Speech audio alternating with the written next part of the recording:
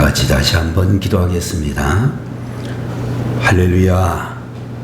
은혜와 사랑이 풍성하신 우리 아버지 하나님 앞에 사랑하는 주의 자녀들이 온 마음을 다하여 정성을 다하여 믿음으로 찬양케 하심을 감사합니다. 찬양을 주님께서 영광으로 받으시고 또 이 찬양을 드리는 주의 종들과 한 마음으로 주님 앞에 나와 있는 성도들에게 하늘의 축복의 은총의 문이 열려서 이 시간에도 복된 믿음의 경주장이 될 수 있도록 도와주시기를 바라옵고, 우리도 평생 동안 언제 어디서나 참으로 하나님을 늘 찬양할 수 있는 믿음의 사람들 되게 하시옵소서.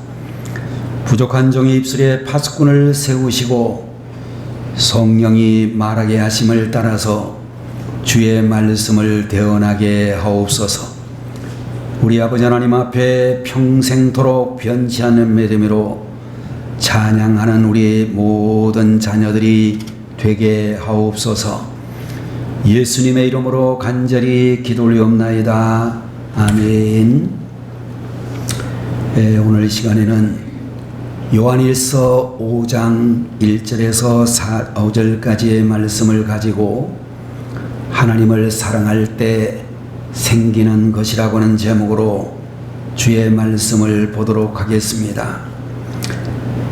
우리가 살아가고 있는 이 세상에서 가장 위대한 힘이 있다면 그것은 바로 사랑이다, 이렇게 말씀을 드릴 수가 있겠고, 여러분들 사랑이 있으면 어떤 환경도 이길 수가 있고 고달픈 인생도 넉넉하게 살아갈 수 있을 것입니다.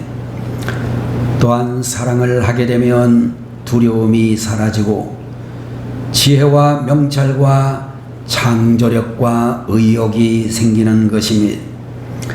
아무리 힘이 들어도 자녀를 사랑하게 되면 다시 일을 할 수 있는 의욕을 가지게 되고, 아무리 시집살이가 힘들어도 남편의 따뜻한 위로와 사랑이 있으면 그런 대로 견딜만 하다라고 느끼게 되는 것입니다. 사랑이 있는 곳에 행복이 있고 사랑이 있는 곳에 축복도 존재한다라고 볼 수 있습니다. 여러분들, 우리 한국 사람이 쓰는 말 가운데서 삶이라는 말이 있고 사람이라는 말이 있고 사랑이라고 하는 말이 있는데, 이 세 가지 말은 원래 같은 어원에서 출발을 했다라고 하는 이야기가 전해지고 있습니다. 사람이 살아가는 삶에 있어 가장 필요한 것은 사랑이다, 이런 뜻이 있는 말이 사람, 사랑이라고 하는 세 가지 단어가 품고 있는 뜻이라고 말을 해 주시고 있습니다. 유명한 어떤 시인은 말하기를 사랑은 위대한 편견이다 라는 말을 해주기도 했는데, 여러분들 사랑을 하게 되면 키 작은 것도 보이지 아니하고 인물이나 학력도 보이지 아니하고 과거에 있었던 여러 가지 사건 사고도 보이지 않게 된다라고 하는 것입니다. 과거에 대해서 자꾸 이야기를 하고 들추어내는 것은 결국은 사랑하지 않는다라고는 말이 될 것입니다. 여러분들, 사랑하는 사람과 함께 길을 걷게 되게 되면 청계천이 프랑스의 유명한 세느강보다 아름답게 느껴지고, 사랑하는 사람의 하숙방은 베르사유의 궁전보다도 아름답게 보일 수 있으며, 사랑하는 사람의 속삭임은 어떤 음악보다도 감동적이고, 사랑하는 사람과는 다툼마저 행복의 씨앗이라고 느낄 수 있을 것입니다. 그와 같이 사랑은 모든 허물을 덮는다라고 했는데, 여러분들, 오늘 21세기를 살아가는 이 시대에 사랑이라고 하는 말이 많이 사용되고 있기는 하지만 별로 감동도 없고 세상을 변화시키는 능력이 되지 못하는 이유는 무엇일까 할 때에 여러분들 사랑이라고 하는 이 단어를 오해하기 때문이다 라고 이야기할 수 있을 것입니다. 아마 오늘 이 자리에 계시는 우리 모든 부모님들은 자녀들을 다 사랑한다라고 그렇게 말씀하고 생각을 하시지만, 또 여러분들의 자녀 사랑은 분명히 사실이라고 생각이 되어지지만, 우리 부모님이 자녀를 사랑할 때도 그 사랑의 개념이 잘못된 경우들이 상당히 많이 있다라고 얘기할 수가 있는데, 잘못된 사랑의 개념은 대체적으로 한 3가지 정도를 이야기할 수 있는데, 첫 번째로는 지나치게 부드러운 것은 사랑이 아니다 라고 말할 수 있습니다. 자녀들을 지나치게 감싸므로 인하여 가르칠 것을 제대로 가르치지 않는 것은 진정한 사랑이라 말하기가 어렵고, 자기 아이가 버릇없이 구는데도 부모가 가만히 있다라고 하면 그 자녀의 나쁜 버릇을 고쳐줄 사람은 세상에 아무도 없는 것입니다.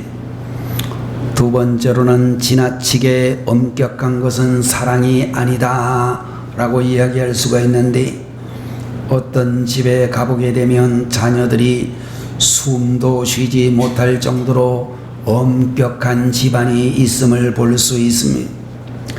자녀의 길을 너무 살려서도 안 되겠지만, 자녀의 길을 너무 죽여서도 자녀의 창조성이 망가진다는 사실을 우리는 기억해야 될 것입니다. 세 번째로, 지나친 소유욕은 진정한 사랑이 아니다 그렇게 이야기할 수가 있는데, 부모가 자녀에게 오냐 오냐 하면서 자녀가 원하는 것을 다 해준다고 하는 것은 자녀에게 독약을 먹이는 것과 다름이 없다 이렇게 말할 수가 있을 것입니다.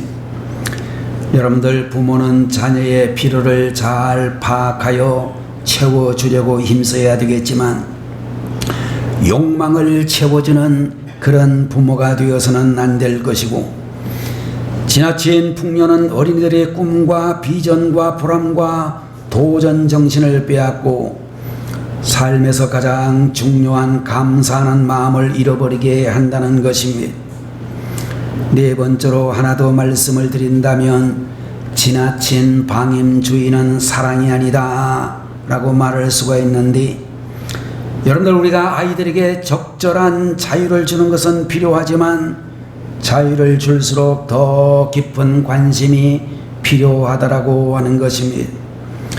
자녀가 부모에게 대화를 요청하고 스킨십을 요구할 때에 귀찮게 생각을 하고, 너 왜 그래? 엄마가 얼마나 바쁜지 알아? 라고 외면을 하게 되면 나중에는 자녀가 사춘기가 되어 마음문을 완전히 닫아버릴 때, 자녀와 대화를 하고 싶어도 엄마 저 바빠요 하고면서 외면하는 것을 보게 될 것입니다. 여러분들, 오늘 본문의 말씀을 보면서 진정한 사랑은 무엇인가? 참된 사랑은 하나님 사랑에서 오는 것인데, 어떻게 하는 것이 하나님을 사랑하는 것인지 살펴보도록 하겠습니다. 여러분들, 우리가 하나님을 사랑하게 될 때에 나타나는 것이 있다라고 말씀하고 있는데, 첫 번째로는 형제 사랑이다 이렇게 말씀을 해 주시고 있습니다.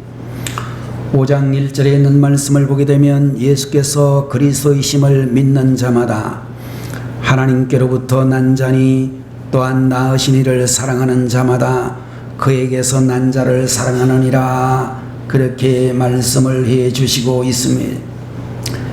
여러분들, 여기 있는 말씀을 보게 되면 하나님을 사랑하는 자란 하나님에게서 난 하나님의 자녀도 사랑한다라고 하는 그런 의미가 있다라고 말씀하고 있습니다. 여러분들, 우리가 교회에서 우리 성도들끼리 이렇게 지나다가 보면 어떤 사람은 성도라고 똑같은 성도이기는 하지만 내 마음에 드는 사람이 있기도 하고, 어떤 사람은 같은 교회를 수십 년째 같이 다니고 있지만 마음에 영 들지 않는 그런 사람도 분명히 존재할 수 있을 것입니다. 그러나 여러분들 우리들이 꼭 알아야 될 것은 내가 별로 좋아하지 않는, 내 마음에 별로 들지 않는 그 사람도 하나님이 사랑하시기에 우리도 역시 그를 사랑해야 된다라고 말씀을 해 주시고 있습니다. 여러분들 우리가 성경에서 말씀하는 사람이라는 존재는 믿음의 대상이 아니라 사랑의 대상이다 라고 말씀하고 있는 것을 보게 되는 것입니다. 때로는 실망스러운 정황이 많이 보이겠지만 계속해서 그 사람을 믿어주게 되면 나중에는 그 사람이 진짜로 믿음직스러운 사람이 된다라고 하는 것을 경험하게 될 것입니다. 여러분들 어떤 사람은 선교에 최선을 다하는 분들을 볼 수 있는데 여름 방학이 되게 되면 멀리 오지로 단기 선교까지 나가는 우리 젊은 대학생들을 만날 수 있기도 합니다. 그러면서 자기 바로 옆에 있는 누군가에 대하여 담을 쌓고 산다면 그것은 진정한 선교가 아니다, 그렇게 말할 수가 있고, 여러분들 우리는 멀리 있는 불쌍한 형제도 사랑해야 되지만 내 곁에 있으면서 마음이 멀어진 형제도 사랑해야 된다라고 말씀을 드리게 되는 것입니다. 인류를 사랑한다라고는 말은 쉽지만 정말로 어려운 것은 내 곁에 마음에 안 드는 사람을 사랑하는 것이라고 말할 수 있을 것입니다. 여러분들 우리들은 형제라고 하는 존재가 경쟁 대상이 아니라 사랑의 대상이라는 것을 기억하셔야 되겠습니다. 여러분들 우리 영광교회의 성도 여러분들은 가까이 있는 성도님들을 더 사랑해주고 더 아껴줄 수 있는 2025년이 되시기를 바라고, 또 여러분들 우리가 조금만 생각을 해보게 되면 일주일에 한 번 이상 만나는 우리 성도들의 관계가 진짜로 여러분들의 친형제보다도 친자매보다도 훨씬 더 가까운 존재일 것입니다. 저도 보니까 우리 어머니가 세상을 떠나시고 난 다음에 시골 고향을 잘 찾아가기가 힘들어졌습니다. 제가 명절날도 꼭 내려가고 우리 어머니 돌아가시고 난 다음에도, 근데 우리 여동생의 제부가 하루는 저를 보고 하는 말이, 형님 앞으로도 설날 오실 거예요? 추석날 오실 거예요? 그러더라고요. 와야지 그랬더니, 형님 이 고향을 막내 동생이 지키고 앉았는데 형님이 계속 와가지고 막내 동생한테 세배하려고 와요? 그러더라고요. 그 소리를 듣고 난 다음에 제가 그 소리 때문에 안 가는 건 아닌데 사실은 몸에 컨디션이 별로 안 좋아서 잘 못 가는 것이기는 하지만 잘 안 가게 되더라고요. 원래도 한 번도 못 갔어요. 못 간 게 뭐 자랑은 아닌데 사실은 말이죠, 세상의 친히 형제들보다 더 많이 만나는 관계가 우리 성도들인 것입니다. 어떤 분은 매일 새벽에도 만납니다. 저녁에도 만나고 수요일 저녁에도 만나고 금요일날 기도회 때도 만나는 분들이 계십니다. 여러분들 우리가 가까운 이웃이 먼 친척보다 낫다라고는 말은 사실입니다. 자, 오늘 이 자리에 계시는 여러분들 우리가 생각을 해보게 되면 미국에 많은 우리 한국인 교포들이 있습니다만은 한국의 이민자들이 미국에서 성공하는 분들이 많은데 대체적으로 낮은 계층에서는 쉽게 성공을 하는 경우들이 많지만 점점 높은 사회의 지도층이 되면 될수록 한국인들 교포들이 탈락을 하게 되는 경우가 많다라고 하는데, 가장 큰 이유는 동족끼리 너무 경쟁을 하고 누가 잘 되면 끌어내리는 그런 우리 한국인들 특유의 그런 이상한 근성이 있기 때문이라고 알려져 있습니다.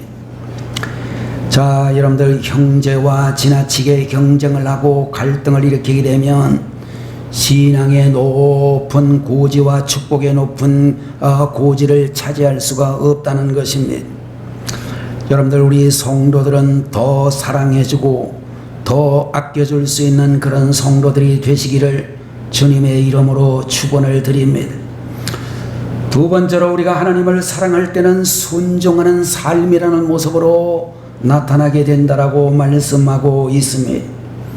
본문 2절 3절에 있는 말씀을 보게 되면 우리가 하나님을 사랑하고 그의 계명들을 지킬 때에 이로써 우리가 하나님의 자녀 사랑하는 줄을 아느니라.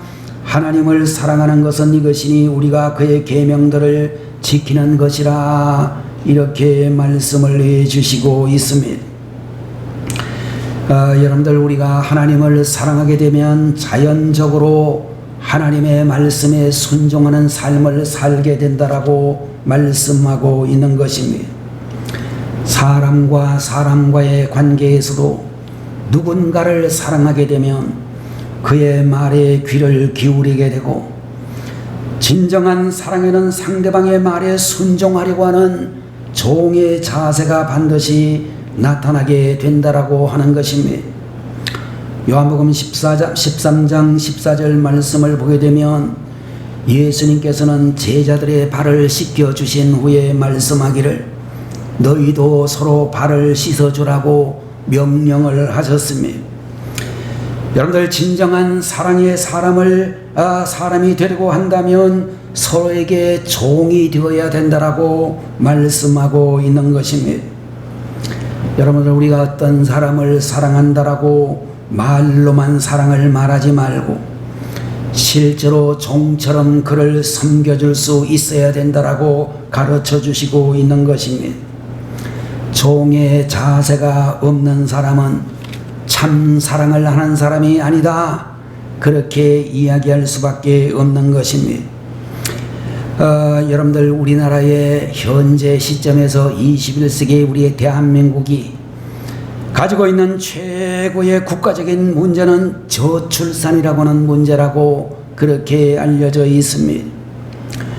여러분들, 2015년에 4,900만 정도가 되다가 점점 줄기 시작하여 35년이 지난 2040년경에는 4,280만 명으로 줄어지게 되고 50년 후인 2055년에는 3,400만 명 정도로 줄어진다라고 알려져 있습니다. 여러분들, 지금 짓고 있는 주택 보급률을 생각해 보게 되면 그때는 주택 보급률이 200%에 달해서 아파트를 재정적인 목적으로 사려는 아파트 투기보다 낡은 아파트를 내다버리는 아파트 투기가 곳곳에서 벌어지는 현상이 나타나게 될 것이다, 이렇게 이야기를 하고 있습니다. 2050년 정도가 되면 입시 지옥은 그냥 사라지게 될 것이고, 그리고 300년, 지금부터 한 300년 후가 되는 2300년 경에는 30만 명만 남고, 그나마 2950년쯤 전에는 우리 대한민국이 지구상에서 멸종된다라고 하는 인구 보고가 보고되고 있습니다. 여러분들, 저출산이라고 하는 것은 아주 심각한 문제가 되고 있습니다. 자녀를 3명을 낳으면 각종 혜택을 주고 5명 이상을 낳으면 국가 유공자로 대우를 해주고 8명 이상을 낳으면 금탑 훈장을 주고 카프레이드를 벌어준 후에 올림픽 금메달을 딴 선수처럼 연금을 주어야 될 시대가 가까이 다가오고 있습니다. 여러분들, 저출산이 가지고 오는 가장 큰 문제 중에 하나는 자녀들을 적게 낳다가 보니 우리 아이들을 왕자나 공주처럼 키워버리는 부모들이 많아지게 된다는 것입니다. 자기들이 원한다는 것은 다 해주려고 하다가 보니까 집에서는 아이들이 늘 승자가 되고 맙니다. 그렇게 자라다가 사회에 나오게 되면 적응을 하지 못하는 현상이 일어나게 되는 것입니다. 집에서는 다 자기 말을 들어줬는데 사회에서는 자기 말대로 잘 들어주지 않으니까 직장생활에 적응을 하지 못하고 하찮은 일에 상처도 많이 받고 지는 법을 모르고 지는 상황을 다스리는 지혜가 없으니 사회에 나와가지고 낙오자가 되어버리는 젊은 청년들의 이야기가 정말로 가장 심각한 사회적인 현상이 되어질 것입니다. 여러분들 자녀들이 승자의 삶을 살기를 원하신다면 지는 법도 잘 가르쳐야 된다는 것입니다. 통계적으로 보게 되면 국가 지도자나 최고 경영자 CEO 중에 외아들은 극히 적다라는 통계가 있습니다. 외아들이라고 하는 자체가 문제가 아니라 외아들을 너무 왕자처럼 비우는 부모가 문제라고 그렇게 알려져 있는 것입니다. 여러분들, 우리가 살아가고 있는 이 세상은 절대로 왕자나 공주를 원하지 않는 세상이며, 세상은 종의 자세를 가진 사람들을 원하는 것입니다. 덕목으로 종의 리더십을 이야기하고 있고 섬기는 종의 리더십을 요구하고 있는 시대라고 말씀드릴 수 있습니다. 요새 많은 부모님들은 자녀의 길을 살린다고 하여 부모의 본분과 사명을 다 잊어버리고 자녀가 원하는 대로 다 해주는 이런 잘못된 부모들이 많이 있습니다. 백화점을 가가지고 장난감을 사달라고 자빠져가지고 때를 쓰면 화장실에 가서 혼을 내줘야 되는데 결국은 그 아이의 소원을 들어서 다 사주는 부모들이 대부분입니다.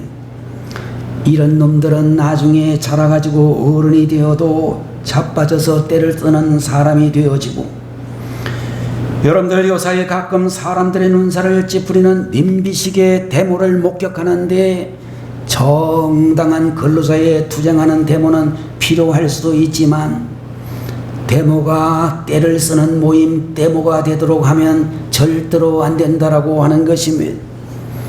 부모가 가지고 있는 진짜 중요한 일은 자녀들에게 종처럼 섬기는 자세를 철저히 가르치는 일이다, 그렇게 말할 수 있는 것입니다. 그럴 때 그 자녀가 최고 경영자가 되는 비결이고 사회생활과 교회생활에서 승리하는 비결이다, 이렇게 말씀을 드릴 수 있을 것입니다. 여러분의 자녀들이 해달라는 대로 다 해주면 여러분의 자녀들은 아주 약한 사람이 되고 남을 절대로 배려할 줄 모르는 자녀로 자라게 되고, 그러므로 우리들은 자녀에게 때로는 장벽도 높고 순종을 가르치면 남을 배려할 줄 아는 사랑이 넘치는 자녀로 잘 자라나게 될 것입니다. 여러분들, 우리들은 이와 같이 순종하는 삶, 이것이 하나님을 사랑할 때 생기는 두 번째 모습이라고 말씀을 드립니다. 세 번째로 하나님을 사랑할 때 생기는 것은 기쁨이 생긴다라고 말씀하고 있습니다. 여러분들 3절에 나오는 말씀에 하나님을 사랑하는 것은 이것이니 우리가 그의 계명들을 지키는 것이라, 그의 계명들은 무거운 것이 아니로다 라고 말씀을 하면서, 하나님의 계명을 지키는 것은 무거운 것이 아니라 오히려 즐겁고 기쁜 일이라고 말씀을 해주시고 있습니다. 육신적이고 이기적인 사랑은 시간이 지나면 시기와 질투가 나오고 오히려 기쁨이 사라지지만 진정한 사랑에는 항상 기쁨이 수반된다라고 말하고 있습니다. 여러분들, 우리가 잘 알고 있는 갈라디아서 5장 22절 23절에 성령의 9가지 열매가 나오는데, 여러분들 그 구절에 보면 사랑의 열매 바로 다음에 나오는 것이 희락의 열매라고, 기쁨의 열매라고 말씀을 해 주시고 있습니다. 사랑과 기쁨이라고 하는 것은 따로 떼어놓아서 생각할 수가 없고, 기쁨이 없는 신앙생활은 죽은 신앙생활이다, 이렇게 말할 수 있을 것입니다. 찬송을 부를 때도 기쁨으로 찬송하는 것이 당연한 것이며, 여러분과 제가 하나님 앞에 기도할 때도 기쁨으로 기도해야 될 줄로 믿습니다. 여러분들, 우리가 사랑을 할 때도 기쁨으로 사랑을 해야 될 것입니다. 아무리 고생스러운 일을 한다 할지라도 사랑과 기쁨으로 하게 되면 그 고생은 희생으로 변하게 되어진다고 말씀하고 있습니다.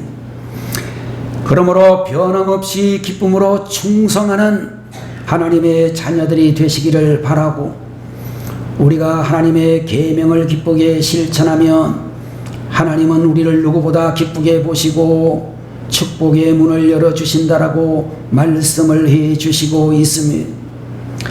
여러분들, 우리가 하나님을 위하여 묵묵히 충성스럽게 일하면 하나님께서 얼마나 우리를 기뻐하시겠습니까? 두어 주일 전에 세종에서 모인 우리 시치은의 모임에 한 여전도사님이 전도사 시치를 받기 위해서 왔습니다.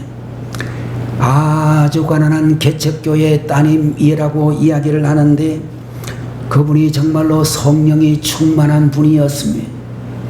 나이가 한 30 조금 넘은 사람이라고 제가 보았는데 그분이 말하기를 교회에서 주일학교 어린이들과 그 말씀을 가르치고 찬양을 가르치고 그렇게 교사의 생활을 하는 것이 너무 기쁩니다. 그렇게 이야기를 하는데 정말로 얼굴에 기쁨이 아주 가득 차 있더라고요. 하나님의 교회에서 정말로 성가대로 충성하고 헌신한 그 모든 것들이 너무 기쁘다고 말을 하면서 얼굴에 정말로 기쁨이 충만해 있는 것을 볼 수 있었습니다. 오늘 이 자리에 계시는 여러분들, 기도도 기쁨으로, 찬양도 기쁨으로, 봉사도 섬김으로 할 수 있는 그런 분들이 되셔야 되리라고 믿습니다.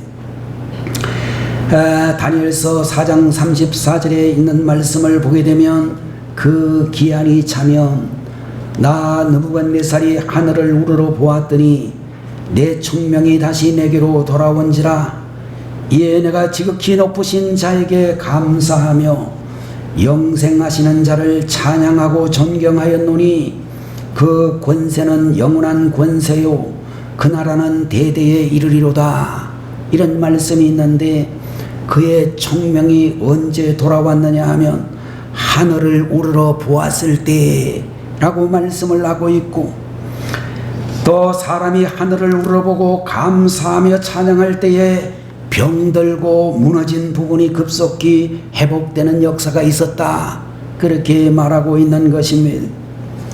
하나님을 모르게 되면 우리가 늘 부르는 노래가 한많은 이 세상 참으로 야속하니마, 이런 노래를 부르게 되는 경우들이 많고, 여러분들 하나님을 사랑하게 되면 우리가 잘 알고 있는 복음성가의 가사처럼 내게 강같은 평화 넘치네, 내게 바다같은 사랑 넘치네, 내게 샘솟는 기쁨 넘치네가 우리의 가장 좋아하는 그런 축복의 노래가 되어질 것입니다.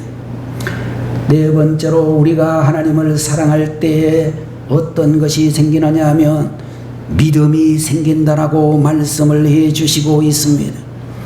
오늘 4절과 5절에 있는 말씀에 무릇 하나님께로부터 난 자마다 세상을 이기느니라. 세상을 이기는 승리는 이것이니 우리의 믿음이니라. 예수께서 하나님의 아들이심을 믿는 자가 아니면 세상을 이기는 자가 누구냐 라고는 말씀이 기록이 되어져 있습니다.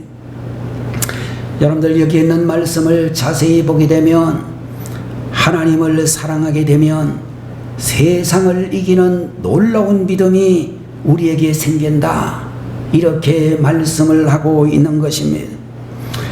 사람의 진정한 능력과 축복은 믿음 안에서 주어진다라고 말씀을 해주시고 있는 것입니다. 여러분들, 개인적으로 가정적으로 아무리 물질이 많아도 믿음이 없으면 그곳은 사막이 되고 무인도가 되고 지옥이 될 수도 있습니다.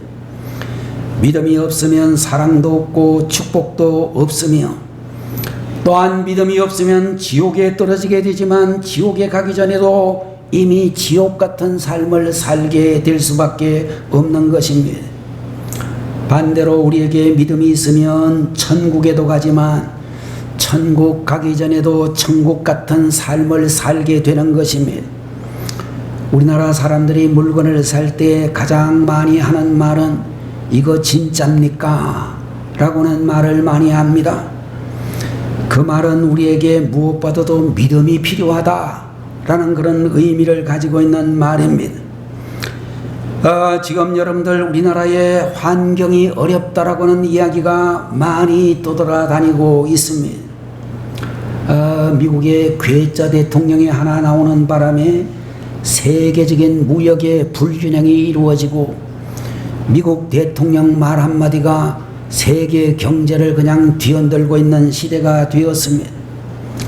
우리나라가 미국에다가 3,500억 달러를 이렇게 투자를 한다라고 이야기하는데, 우리나라보다 인구가 2배가 넘는 일본이 5천억 달러를 투자한다고 하는데, 우리나라 경제는 그보다도 일본보다 훨씬 못한 상황에서 굉장히 힘든 일이 되어질 것입니다. 우리나라의 대기업들이 전부 미국으로 이사를 떠나고 있습니다. 우리나라 경제가 심각한 어려움에 직면하고 있습니다. 그러나 여러분들, 환경이 문제가 아니라 믿음이 문제다. 오늘 성경은 그렇게 우리에게 말씀을 해 주시고, 우리에게 믿음과 사랑이 있다면 어떠한 역경도 변화시킬 수 있다라고 말씀해 주시고 있는 것입니다. 허드슨 테일러라고 하는 선교사님이 중국에서 엄청난 선교의 성공을 이룰 수 있었던 것도 믿음의 체험이 있었기 때문이었는데, 처음에 그가 중국에 선교사로 갔을 때 그는 거의 정신병에 걸릴 정도로 우울감에 사로잡혀져 있었습니다. 할 일은 많은데 본국인 영국 선교본부로부터 후원은 없고 자기 먹고 살기도 힘드는 어려운 상황이었습니다.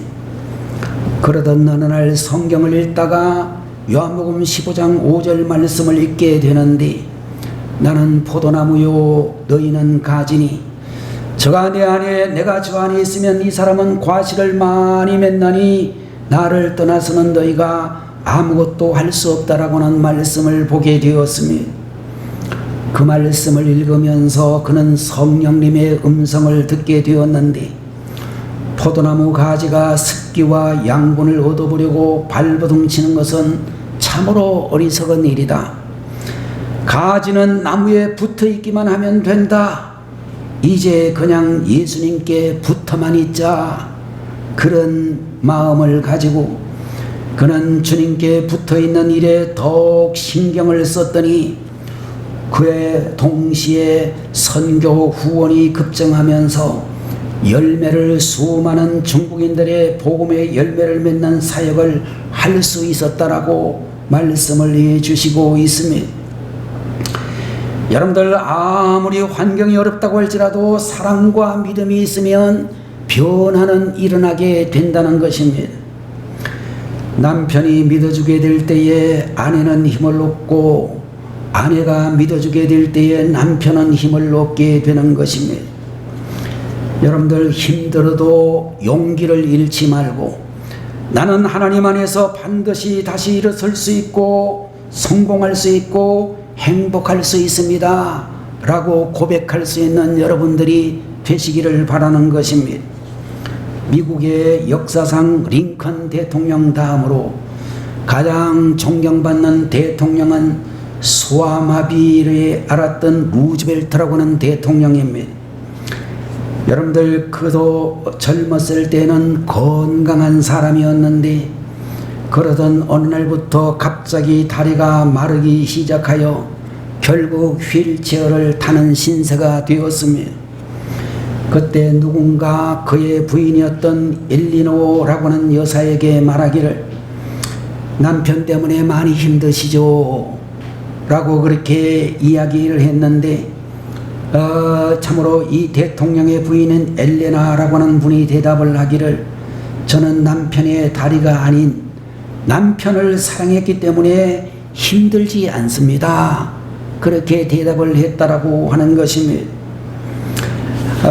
여러분들, 어떤 경우에든지 우리 성도님들은 믿음과 사랑을 절대로 포기해서는 안 되는 사람이 되어야 되는 것입니다. 고린도전서 13장 4절 말씀을 보게 되면 사랑은 오래 참는다 라고 말씀을 해 주시고 있습니다. 정말로 사랑한다면 조금 더 참아주고 계속 사랑으로 믿어주는 그런 사람들이 되어야 된다는 것을 말씀하고 있는 것입니다. 제2차 세계대전이 끝나갈 무렵 미국 샌디에이고에 있는 한 저택에 전화벨이 울렸습니다.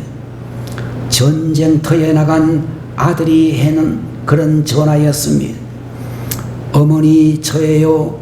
전쟁터에서 간신히 살아왔어요.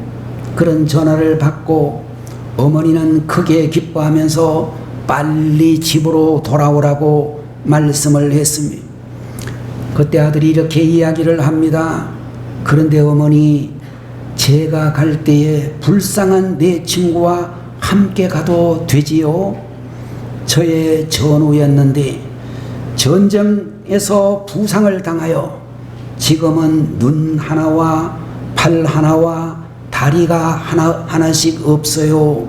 그러면서 그런데 그 전우가 갈 데가 없어서 제가 같이 데리고 가려고 해요 라고 어머니에게 했더니 어머니가 이렇게 대답을 합니다. 그래, 며칠 동안 같이 지내려무나.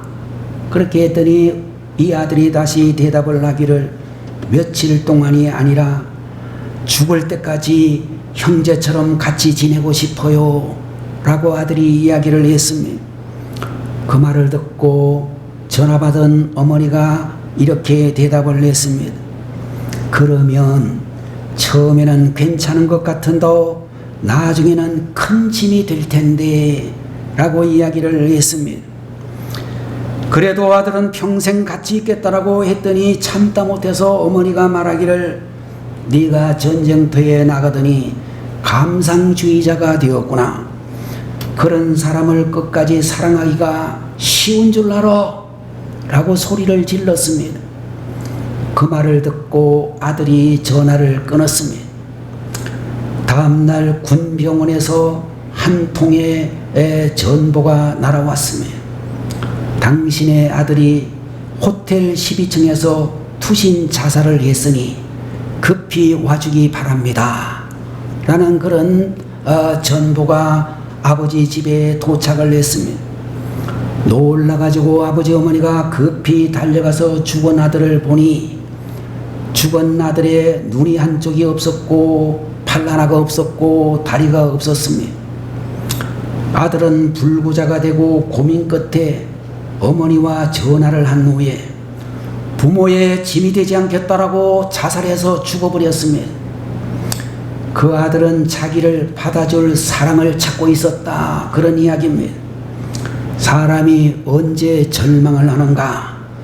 대체적으로 사랑을 받지 못할 때 절망하는 것입니다. 우리 주변은 그렇게 절망에 빠진 사람들이 많이 존재하고 있음을 알아야 되는 것입니다. 여러분들, 이 시대의 교회가, 이 시대의 우리 성도들이 그들에게 사랑과 소망을 주는 것이 교회의 존재 목적이며 우리 성도가 이 땅에 살아가는 목적이다 라고 이야기할 수 있을 것입니다. 오늘 이 자리에 계시는 우리 성도님들, 각박한 이 세상에서 정말로 사랑의 샘물을 많이 흘려보내는 복된 성도님들이 되셔서 하나님을 사랑할 때 생기는 형제 사랑의 사람, 순종하는 삶을 사는 사람, 기쁨이 충만한 삶을 사는 사람, 믿음을 주는 사람이 되시기를 주의 이름으로 축원합니다. 기도하겠습니다. 할렐루야. 살아계신 우리 아버지 하나님, 오늘 이 시간에도 요한일서 5장 1절 이하의 말씀을 통하여 하나님을 사랑하는 자마다 형제를 사랑하고 순종하는 삶을 살고 기쁨의 삶을 살며 믿음의 삶을 사는 줄 믿습니다. 이 시간 주님 앞에 예배를 드린 하나님의 사랑하는 종들이 이와 같은 하나님 기뻐하시는, 하나님 사랑하시는 종들이 되게 하옵소서. 예수님의 이름으로 간절히 기도 올리옵나이다. 아멘. 아멘. 다 같이 기도하겠습니다. 지금은 길이요 진리요 생명이 되시며 교회의 머리가 되시는 우리 주 예수 그리스도의 무한하신 은혜와 하나님 아버지의 극진하신 사랑하심과 오늘도 저희들의 마음속에 들어오셔서 감동 감화해 주시는 성령님의 놀라우시는 정의, 하나님을 사랑할 때에 생기는 형제 사랑, 순종하는 사랑, 기쁨의 삶을, 믿음의 삶을 살기 위하는 모든 주님의 백성들 머리 위에, 주님의 몸 되신 교회들 위에 지금부터 영원 무궁토록 함께 계시기를 간절히 축원하옵나이다. 아멘.